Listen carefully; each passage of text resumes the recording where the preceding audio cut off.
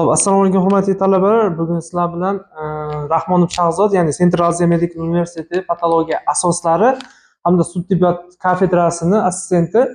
Bugun sizlar bilan ko'rib chiqadigan mavzuimiz endi mahalliy qon aylanishini buzilishlari va ulardan mikrosirkulyatsiya nima hamda mikrosirkulyatsiyaning buzilishi. Bundan keyin yana sizlar bilan ko'rib chiqamiz, ya'ni mahalliy qon aylanishini buzilishlaridan arterial giperemiya va venozli giperemiya. Bundan keyin stas, ishemiya, tromboz hamda emboliya. Bugungi qismimizda siz bilan faqat hozir mikrosirkulyatsiya hamda uning buzilishini ko'rib chiqamiz. Xo'p, mikrosirkulyatsiya o'zi nima? Mikrosirkulyatsiya o'zining ma'lum bir qoidasi bor, ya'ni 100 nanometrdan kichik qon tomirlaridagi qon harakati. Endi bu mikrosirkulyatsiyani hosil qilishda asosiy ikki xil qon tomirlar hosil qiladi, ya'ni asosiy mikrosirkulyatsiyani hosil qiluvchi qon tomirlar hamda qo'shimcha. Bularda asosiy mikrosirkulyatsiyani hosil qiluvchi qon tomirlariga birinchisi bilamiz, birinchi boshlab ko'rib chiqishimiz mumkin, ya'ni arteriolalar. Undan keyin bo'lishi mumkin, undan keyin postkapilyarlar.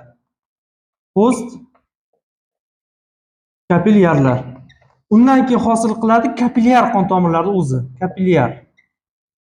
Xo'p, undan keyin hosil qiladi prekapilyarlar.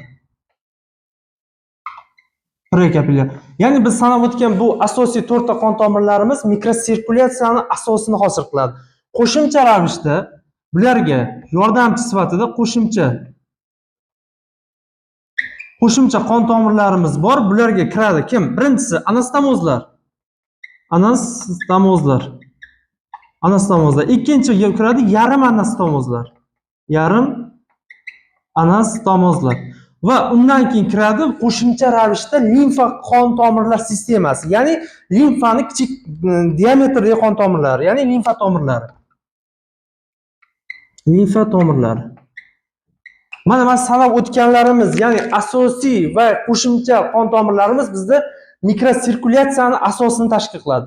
Ana endi mikrosirkulyatsiyani hosil qilgan qon tomirlar ichidagi suyuqlikni, ya'ni qon harakatini o'rganuvchi ma'lum bitta fan bor. Bu fanda aytamiz gemerologiya fani shug'ullanadi.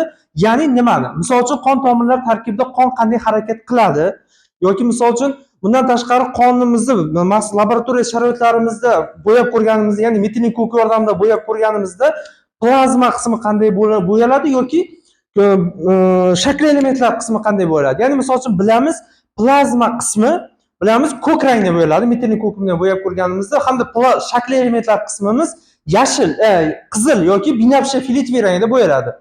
Ana endi bizda asosiy hosil qiladigan qon tomirlar ko'rib chiqdik. Endi biz siz bilan uning buzilishlarini ko'rib chiqamiz. Ya'ni mikrosirkulyatsiyaning buzilishida 3 ta buzilishni ko'rib chiqishimiz mumkin.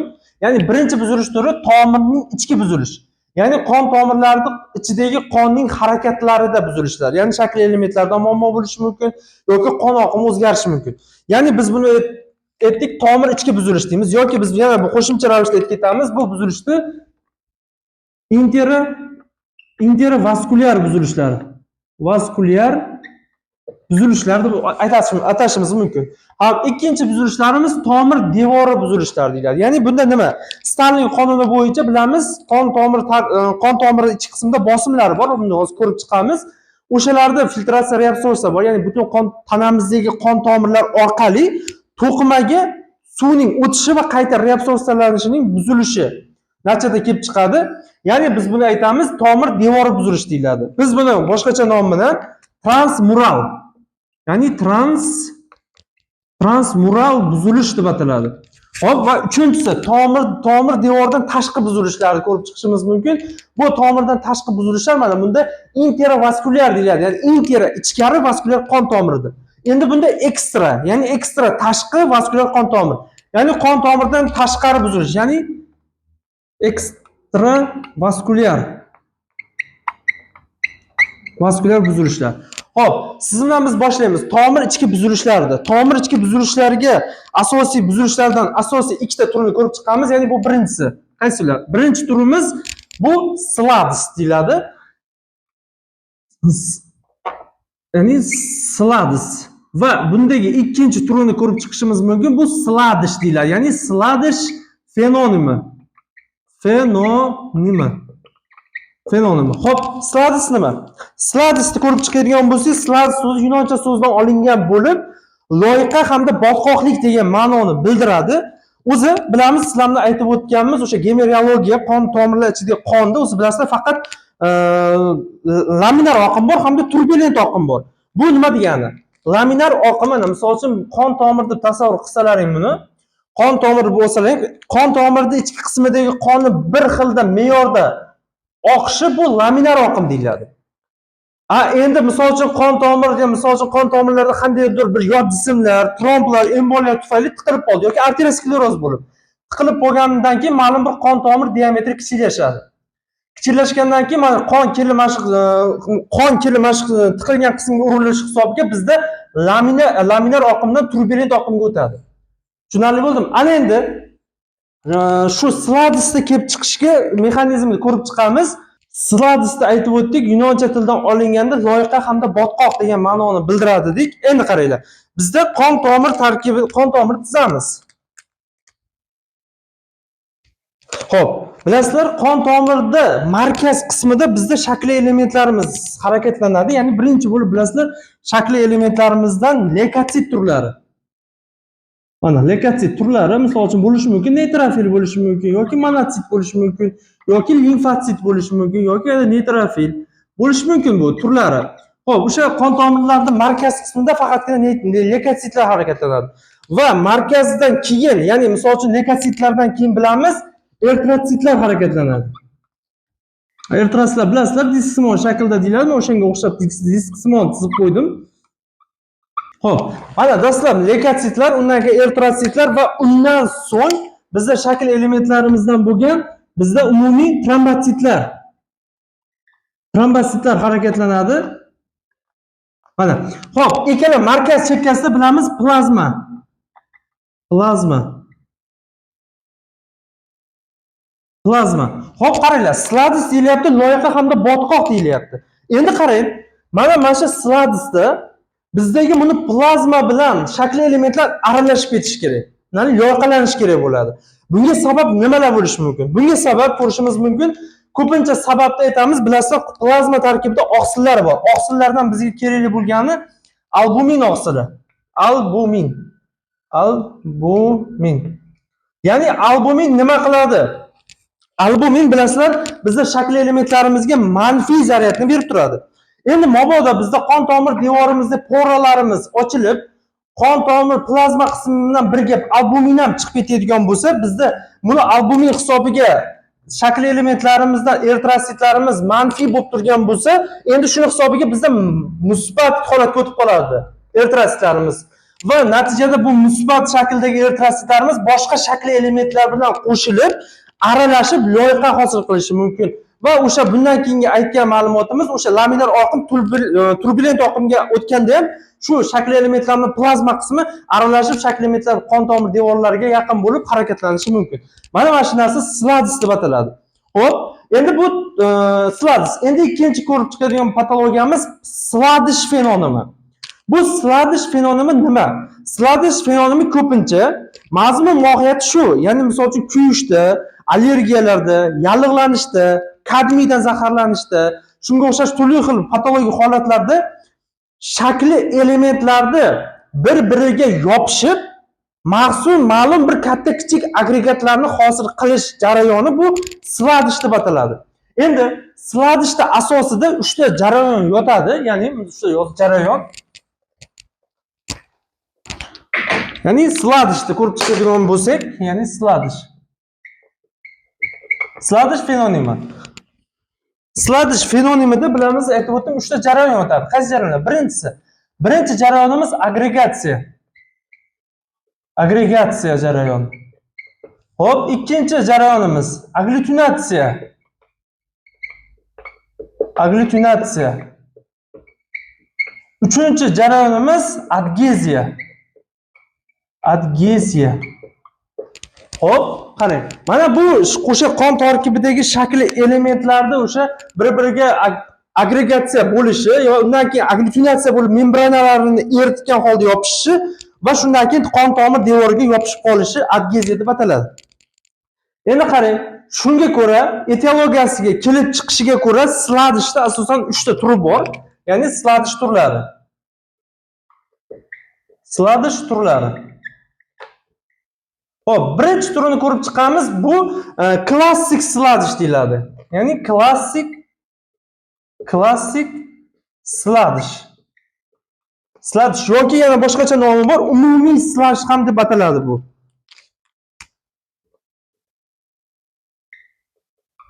Umumiy sladish. Xo'p, bunda qachon kelib chiqadi bu sladish? Klassik sladishimiz undan oldin aytgan gapimiz, ya'ni o'sha yallig'lanishlarda, noto'g'ri qon quyishlarda, allergik jarayonlarda, operatsiya jarayonlarida va shunga o'xshash turli xil patologik jarayonlarimizda mana shakli elementlarimizni zaryadlari farq natijasida bir-birlariga yopishib, undan keyin membranalarni eritgan holda bir-biriga agglutinatsiya bo'lib, oxiri ma'lum bir o'sha agregat, katta-kichik agregatlarni qon tomir devoriga yopishib qolishi ko'rib chiqadi. Shu holatlarni keltirib chiqaradi bu. Endi ikkinchi turimizga kelamiz. Ikkinchi turimizni bu nomini aytadi dextrinni slash.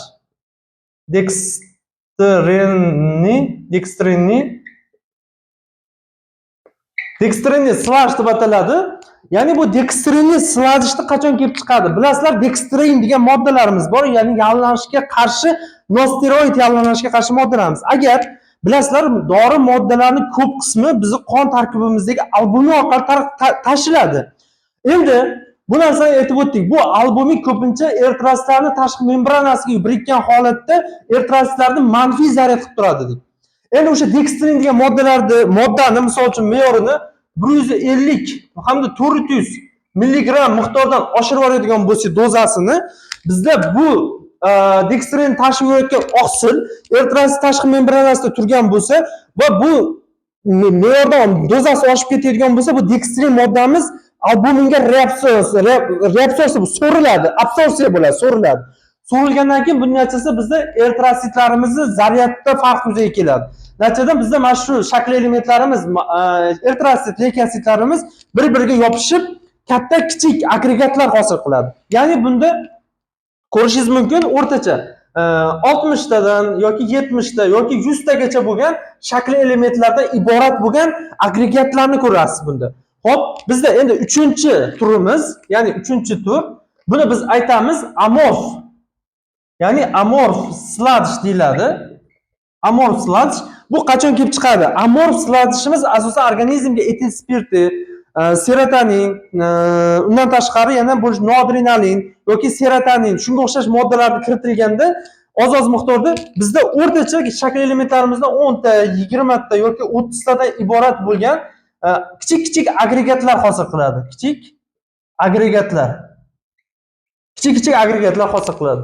Ya'ni etiologiyasi bo'yicha mana 3 ta turlari. Endi bularda oqibati bor. Ya'ni bu bizdagi sanab o'tgan 3 ta turdagi sladish o'ziga yarasha organizmda oqibatlarga olib keladi. Buni oqibatlarini ko'rib chiqadigan bo'lsak, birinchi turi. Xo'p, birinchi oqibatini ko'rishimiz mumkin. Birinchi oqibati bizda partial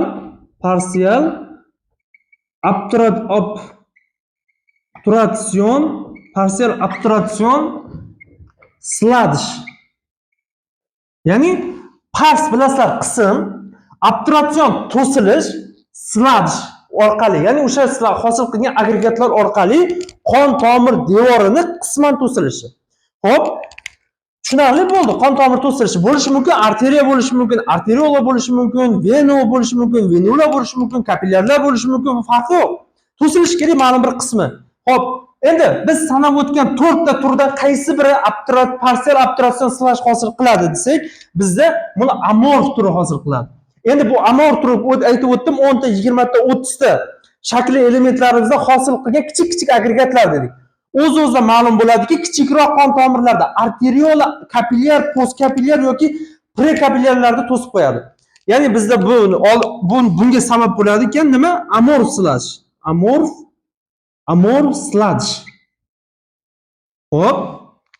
Endi ikkinchi oqibatini ko'rib chiqadigan bo'lsak, ikkinchi oqibatimizda endi partial bo'lgan bo'lsa, birinchisida, ikkinchisida to'liq. ya'ni to'liq obturatsion sladish. To'liq obturatsion sladish. Nima degani bu? To'liq obturatsion sladish degani endi qon tomirni to'liq to'sib qo'yish kerak. Bunga misol uchun mana ko'rib o'tganmiz, boshida klassik sladish dedik, unda yozmay ketibmiz. Klassik sladishda o'rtacha 100 tadan boshlab 200 ta yoki 300 tagacha bo'lgan shakli elementlardan iborat bo'lgan agregatlar hosil qiladi. Va o'z-o'zidan bilib turibki, bu agregatlar qon sirkulyatsiyasida aylanib yurib kichikroq bo'lgan, aynan misol uchun o'sha qon tomir devorini to'sib qo'yadigan darajadagi qon tomirlarga borgandan keyin bizda qon tomirini to'sib qo'yish mumkin. Ya'ni buni keltirib chiqaryapti klassik va deymiz yerda. Chunki buni amorf slashdan kichikroq agregat hosil qilgani bilan kichikroq qon tomirlarida to'sib qo'yish mumkin. Klassik va amorf slash deb olamiz. Amorf slash. Klassik hamda amorf slash. Va bizdagi 3-chi holatimizni ko'rib chiqamiz. 3-chi holatimiz bu separatsiya deyiladi.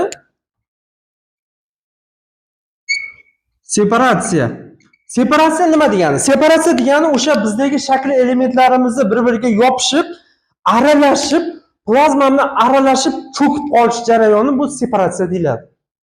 Xo'p, endi keyin yana davom etamiz. Qon tomir devorining buzilishi, ya'ni transmural buzilish. Xo'p, endi sizni ko'rib chiqamiz tomir ichki buzilishdan keyin tomir devori buzilishi. Xo'p, buni tomir devorining buzilishini ko'rishdan oldin bilamiz, qon tomir tarkibi, qon tomir ichki qismida bizda bosimlar bor. U bosimlar haqida qisqacha ma'lumotga ega bo'lishlaring kerak. Mana ko'rib chiqamiz. Birinchisi, ya'ni mayk yozib ketaveramiz. A. Ya'ni bu gidrostatik bosim. Gidrostatik bosim. Ikkinchisi, onkotik bosim. Onkotik bosim. Va bizdagi 3-chi bosimimiz osmotik bosim. Osmotik bosim. Xo'p, bular haqida qisqacha gaplashaylik.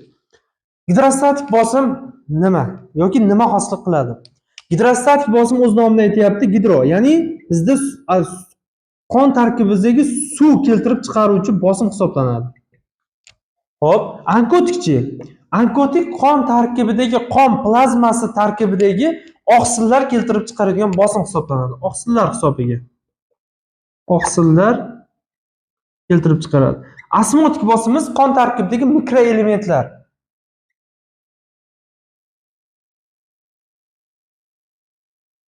Xo'p, endi tushunarli bo'lgan bo'lsa, biz sizdan buni qon tomir devori buzilishini ko'rib chiqishimiz kerak.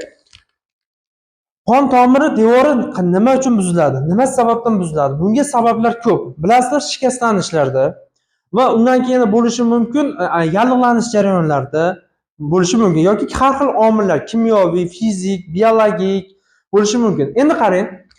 Endi biz bu oqibatni nimaga olib keladi? Ya'ni qon tomir devori buzilsa, oqibat nimaga olib keladi? Ya'ni transmural buzilishda. Bilasizlar, qon tomir devori, misol uchun yozib qo'ydim, mana kapillyar qismida arteriya qismi, ya'ni kapillyar qon tomirning arteriya qismi. Va bu tomonimizda venulaning kapillyar qismi deylik. Endi bilamiz, men aytib o'tdim, gidrostatik bosim. Gidrostatik bosim arteriyaning kapillyar qismlarida 32 millimetr simov ustuniga teng bo'ladi.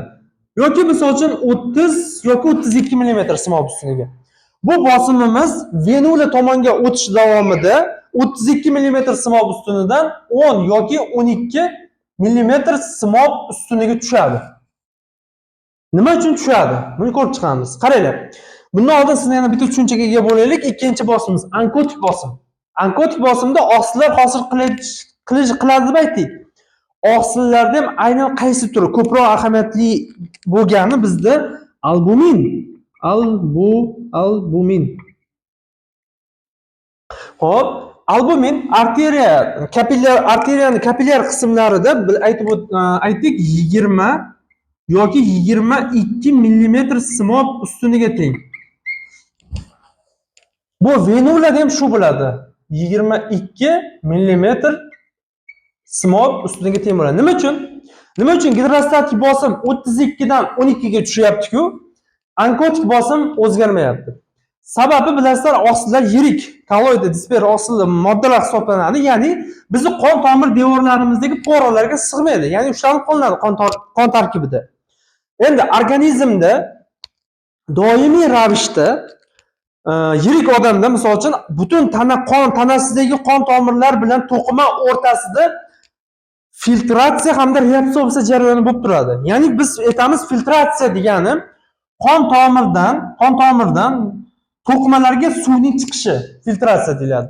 Va reabsorpsiya degani qon to'qimalardagi suvni qayta qon tomir o'ziga tortib olishi, bu reabsorpsiya deyiladi. Hop, aynan bu gidrostatik bosim, ya'ni arteriyani, kapillyar arterial qismlarimizda bir aytib o'tirib ko'rib turibsizlar, 30-32 mm simol ustida gidrostatik bosim deyapti. Gidrostatik bosim. Va unga qarshilik qiluvchi to'qimalardagi gidrostatik bosim ham bor, ya'ni to'qimalardagi gidrostatik bosim 6 mm simol ustuniga teng bo'ladi.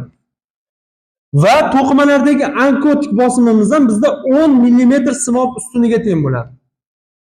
Hop, endi ko'rib turibsizlar, bizda bu qon tomirimizda arteriya qismlarida onkotik bosim desak, bunini gidrostatik bosim deymiz. Ko'rib turibsizlar, qaranglar. Bizda gidrostatik bosim arteriya tomonda, onkotik bosimdan yuqori. Shuni hisobiga bu tomondagi qon tarkibidagi suyuqlik to'qimalarga filtratsiya bo'ladi. Ya'ni nima bo'ladi? Ya'ni filtratsiya bo'ladi. Bizlar bilasizlar, katta odamda bir kecha kunduzda o'rtacha 22 yoki 24 litr suyuqlik qon tomirdan to'qimaga filtratsiya bo'ladi. Ba'zi manbalarda aytadi 18, 20 yoki 24 litrgacha aytadi. Bir kecha kunduzda katta odamda. Endi bu yog'iga ko'radigan bo'lsak, bu yerga qarab turib, mana egroq ketib qolibdi, mana buyoq qilaylik. Bu yerga kelgandan keyin qarab turibsizlar, gidrostatik bosim, chunki suyuqlik miqdori kamayyapti, to'qimaga beryapti. Bu tomonga o'tgandan keyin gidrostatik bosim tushyapti, onkotik bosim ko'tarilyapti. Endi bunda nima bo'ladi? Endi bu yerda oqsillar o'z kuchini ko'rsatishni boshlaydi. Gidrostatik bosimdan kuchi yuqori bo'ladi va bizdagi to'qimalardan suvni qayta so'rib oladi. Ya'ni biz bu jarayonda aytamiz, reabsorpsiya jarayoni deyiladi. O'rtacha bitta bo'lishi mumkin 6 yoki 7 litr, 16 yoki 17 litr suv. 16 yoki 17 yoki bo'lishi mumkin 18 litrgacha suvni qayta so'rib oladi. Qon tomirlarimiz onkotik bosim hisobiga. Endi qolgan suv taqdiri nima bo'ladi? Qolgan suvimiz misol uchun 22 litr bo'lsa, 18 litr suv qayta so'rib olyapti, 2 litri to'qimada qolib ketyapti. Bu degani to'qimada qolib ketmaydi, chunki bizda to'qimalararo limfa tomirlari bor. Bu limfa tomirlarga o'tib, limfa tomirlardan yig'ilgan holatda bizda baribir vena qon tomirimizga quyiladi bu suyuqlik. Shuning uchun bizda to'qimamizda suv o'zlashtirib qolinmaydi. Endi bizda mana shu bosimlar yoki gidrostatik bosim ko'tarilib ketganda yoki misol uchun 40, 42, 50 bo'lib ketganda yoki onkotik bosim tushib ketganda, ya'ni misol uchun 22 dan tushib ketishi mumkin, 10 ga, 16 ga, 15 ularga. Nima uchun tushib ketadi? Chunki ochiq hisobiga ham tushib ketishi mumkin. Organizmda oqsillar miqdori kamayib ketganda. Bilamiz, jigar sirrozlarida, gepatitli B, C turlarida jigarimiz oqsil sintezlanishi buziladi. Aynan bizdagi albumin oqsillarning katta qismini tashkil qilgani uchun jigarda sintezlanadi. Jigarda sintezlanish pasaygandan keyin bizda o'z-o'zidan qon tarkibiga oqsil yetkazib berilmaydi, oqsil onkotik bosim tushadi. Nima demoqchiman? Bizda o'rtacha gidrostatik bosim shu holatda turgani bilan onkotik bosim tushib ketadigan bo'lsa, bizda filtratsiya bo'layotgan 22 litr suvimiz bo'ladi, lekin bizda onkotik bosim past bo'lganligi uchun to'liq 18 litr suv yoki 20 litr suvni qayta so'ra olmaydi. So'rishi mumkin 10 yoki 14 litr suv. Qolgan suyuqligimiz to'qimada qolib ketadi bu qismda. Qolib ketgandan keyin boring o'sha suyuqligimiz bir 7-8 litr qolib ketdi deylik, 2 litr baribir limfaga o'tib venaga quyildi. Qolgan suvimiz shu to'qima orasida, ya'ni interstitial bo'shliqda qolib ketganligi uchun bizda qon tomir devorining oqibati ishlar kelib chiqadi. Xo'p, tushunarli bo'ldi. Endi bizdagi keyingi patologiyamiz tomir tashqi buzilishi. Ya'ni ekstravaskulyar buzilish deyiladi. Bu qachon kelib chiqadi? Qaranglar. Bu patologiyamizda ko'rib chiqishimiz mumkin. Bilasizlar, qon tomirlar atrofida misol uchun parenximal hamda stromal hujayralarimiz bor. Xo'p, parenximal hamda stromal hujayralarimiz bor. Tomir tashqi buzilish deyilganda, shu qon tomirida atrofida joylashgan hujayralarimiz shikastlanishi natijasida mana shu qon tomirga ma'lum miqdorda devorlarga ta'sir qiladi. Qanday? Mana misol uchun bizda hujayralarimiz bilasizlar, hujayra shikastlanishda ikki xil turi bo'ladi. Ya'ni qaytar hamda qaytmas. Tasavvur qiling, mana shu yerdagi parenximal hujayralarimiz qaytmas shikastlandi. Qaytmas shikastlanishda o'ziga xos kalit belgisi yoki o'ziga xos belgisi bu membrana butunligini buzilishi kerak. Membrana butunligi buzilib ketishi kerak hujayrani. Ya'ni membrana butunligi buzilib ketsa, bilasizlar, har bitta hujayramizda bilasizlar lizosoma organoidi bor. Lizosoma organoidi bor desalaring, bizda lizosomal membranasi ham buzilgan. Lizosomal membranasi ham buzilgan va plazmatik membrana ham buzilgan, hujayra plazmatik membranasi. Natijada lizosomal ichidagi 40 ga yaqin fermentlarimiz bizda interstitsiya bo'shlig'iga o'tib quyiladi, ya'ni o'tib ketib qoladi. Ya'ni bo'lishi mumkin buning tarkibida DNKaza yoki RNKaza bo'lishi mumkin yoki misol uchun kollagenaza bo'lishi mumkin, kollagenaza bo'lishi mumkin. Undan tashqari proteazalar. Aytmoqchi bo'lganim shu 40 ga yaqin gidrolitik fermentlarimiz bizda endi qon tomirlariga ham, devorlariga ham ta'sir qiladi ma'lum miqdorda. Qon tomir devorlariga ta'sir qilib, u ham qon tomirda o'tkazuvchanlikka ta'sir qiladi va natijada bizda qon tarkibimizdagi oqsilam hujayralarimiz ham endi interstitsiya bo'shlig'iga to'liq o'tib ketadi. Natijada bizda o'sha ishish, shunga o'xshash bir patologiya eksudatlar hosil bo'ladi. O'sha eksudat tarkibini ko'radigan bo'lsangiz, yo yiringli eksudat yoki serozli eksudat yoki chirikli eksudat bo'lishi mumkin, hamma narsa. Shuni hisobiga biz buni tomirdan tashqi buzilish deb ataymiz. Hop, keyingi darsda ko'rib chiqamiz sizni, ya'ni mahalliy mikrosirkulyatsiya buzilishlaridan arterial hamda venos giperemiyani.